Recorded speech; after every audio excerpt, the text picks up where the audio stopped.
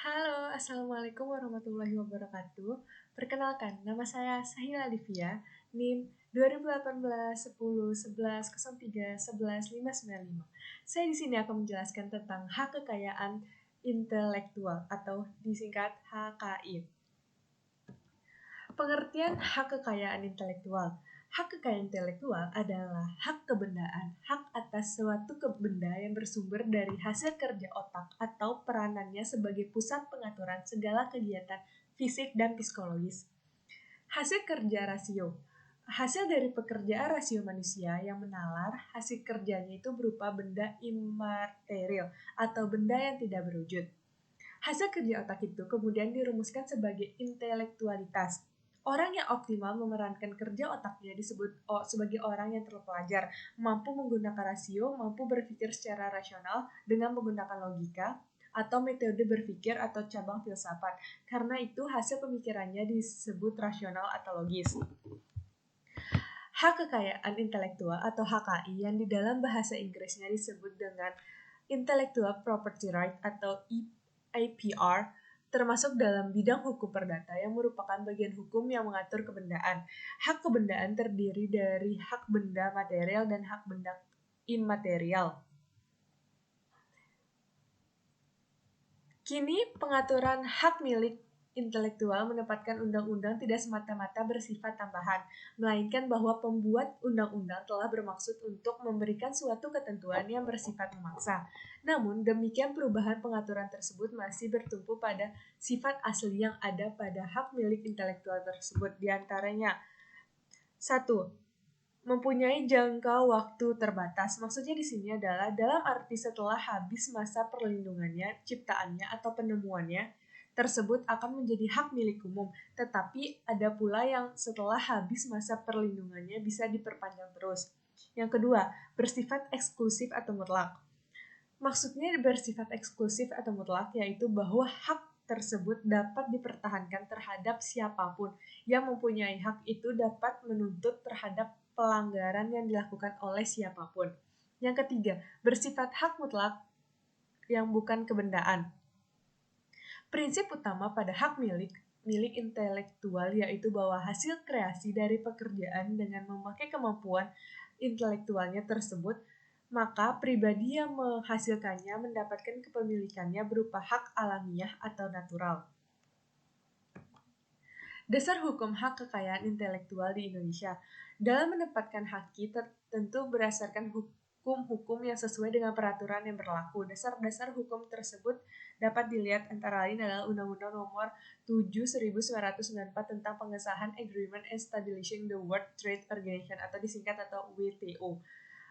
Undang-Undang Nomor 10 Tahun 1995 tentang kepabeanan, Undang-Undang Nomor 12 Tahun 1997 tentang hak cipta, Undang-Undang Nomor 14 Tahun 97 tentang merek, Undang-Undang Nomor 13 Tahun 1997 tentang hak paten, Keputusan Presiden RI Nomor 15 Tahun 1997 tentang pengesahan hasil Convention for the Protection of Industrial Property and Convention and Stabilizing the World Intellectual Property Organization. Terus keputusan Presiden RI nomor 17 tahun 97 tentang pengesahan Trademark Law Treaty, keputusan Presiden RI nomor 18 tahun 1997 tentang pengesahan Berne Convention for the Protection of Literary and Artistic Work. Dan yang terakhir adalah keputusan Presiden RI tahun nomor 19 tahun 1997 tentang pengesahan WIPO Copyright Treaty. Prinsip-prinsip hak kekayaan intelektual ada 4. Prinsip keadilan. Prinsip keadilan di sini adalah para investor. Prinsip keadilan atau the principle of natural justice. Para investor berhak mendapatkan imbalan berupa materi maupun imaterial atas karyanya berdasarkan kemampuan intelektualnya. Yang kedua, prinsip ekonomi atau the economic argument. Hak kekayaan intelektual yang dituangkan dalam berbagai bentuk kepada publik memiliki manfaat dan nilai ekonomi yang bermanfaat bagi kehidupan manusia. Yang ketiga, prinsip kebudayaan atau the cultural argument. Perkembangannya ilmu pengetahuan, seni, dan sastra sangat besar artinya bagi peningkatan taraf kehidupan, peradaban, dan martabat manusia. Yang terakhir, prinsip sosial atau the social argument. Hukum berfungsi menyeimbangkan kepentingan individu dengan masyarakat, terlebih dalam dunia global yang memandang bahwa seluruh komunitas manusia di seluruh belahan dunia adalah satu masyarakat. Klasifikasi atas kekayaan intelektual atau haki. Hak kekayaan intelektual secara garis besar terbagi atas dua, yaitu hak cipta dan hak kekayaan industri. Hak kekayaan industri lagi terdiri atas paten, merek, desain industri, desain tata letak sirkuit terpadu, indikasi geografis, dan rahasia dagang. Hak cipta adalah hak eksklusif pencipta yang timbul secara otomatis berdasarkan prinsip deklaratif setelah suatu ciptaan diwujudkan dalam bentuk nyata tanpa mengurangi pembatasan sesuai dengan ketentuan peraturan perundang-undangan. Hak kekayaan industri adalah